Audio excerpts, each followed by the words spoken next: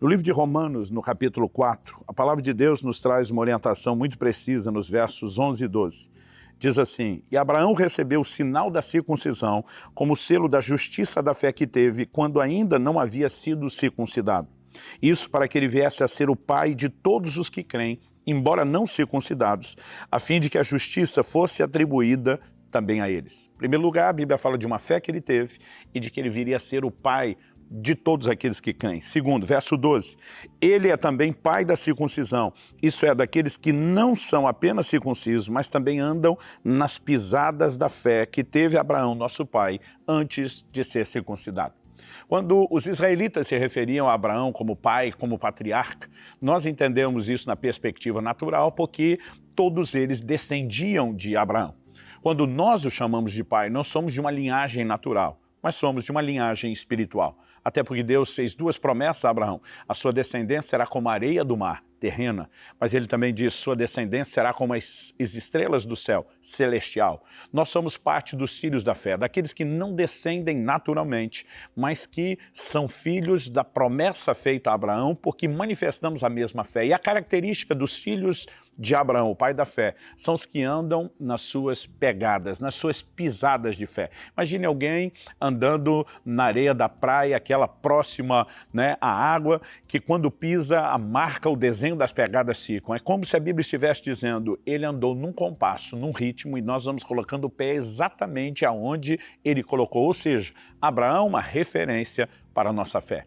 E dentre muitas lições que podemos extrair da fé de Abraão, eu quero destacar três elementos importantes que vão nortear não apenas a vida cristã, mas o cumprimento do propósito. Deus chama Abraão para viver o cumprimento de um propósito, e todos nós precisamos pensar na vida cristã não apenas como a salvação, o relacionamento, a comunhão com Deus, mas tudo isso como parte do cumprimento de um propósito.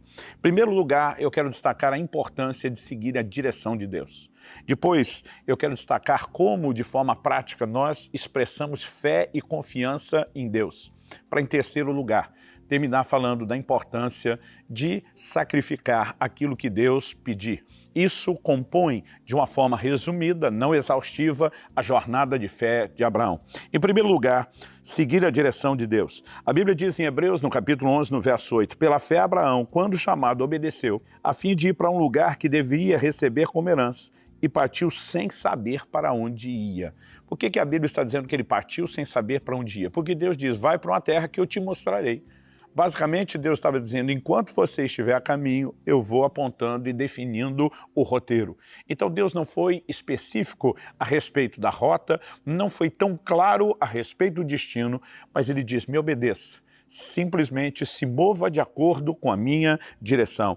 Isso particularmente me fala não só a respeito de uma característica da vida cristã. Romanos 8,14 diz que os que são guiados pelo Espírito de Deus são filhos de Deus.